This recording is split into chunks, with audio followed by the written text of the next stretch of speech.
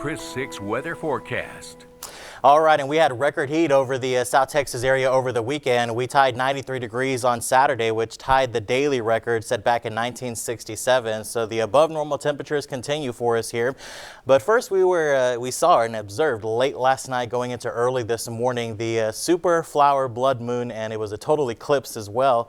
And this viewer view sent in by Ray and Cindy Pettis, they said the peak over the peak of their house right there. So that was the peak of the total lunar eclipse. You saw that really that red hue color over the moon, and here's a better view from Ian Cummings. He's a fantastic photographer out there and submitted this on our Facebook Weather Watcher page, and just absolutely spectacular. There were many photos that were submitted over our Facebook Weather Watchers group, and you can head over there and join our group if you haven't done so. Just search Coastal Bend Weather Watchers on the Facebook app that you have, and you can see all the photos that were submitted. And I want to thank all our weather watchers for submitting your photos as well. So that was certainly nice to see.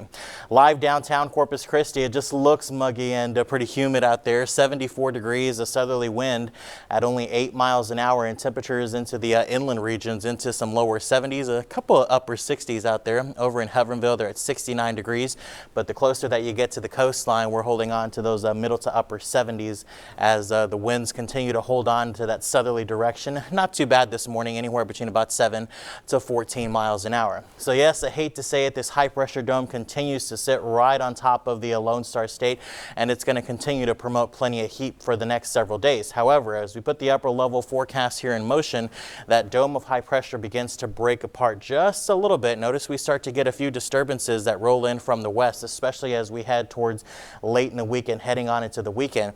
Now this disturbance that you see moving into the northern plains, this is going to be strong enough as we head into the Saturday and Sunday time frame to push the high pressure ridge on down to the south. And as that happens, it is going to push a weak frontal boundary into our area. And as far as the Climate Prediction Center is concerned, we're still going to hold on to above normal temperatures as we head into the next 6 to 10 days across the region. But notice the rainfall outlook is finally showing above normal for us here. So this is going to present an opportunity to get a couple of raindrops in the bucket as we head into late in the weekend and going early next week. It's not going to be a washout by any means, but it presents our best opportunity for some rainfall in quite some time. Speaking of rainfall, there's plenty of it over in East Texas late last night with some showers. Overall, pretty quiet across the Lone Star State. Temperatures up to the north still holding on to the 30s and 40s. So as we look at the hour-by-hour forecast, plenty of afternoon sunshine is going to be in store, and it's going to be a scorcher out there with south-southeasterly winds at 15 to 25, still gusting pretty close to 30 miles per hour, with our inland areas achieving the low 100s and pretty close to 90 degrees out near the coastline. So as we take a full look at that 7-day forecast, the sweltering humidity and heat and wind, all that is going to continue to stay with us for much of the week, even through Saturday. But then early Sunday, we'll watch that weak frontal boundary come in and bring us just a couple of isolated showers in the forecast.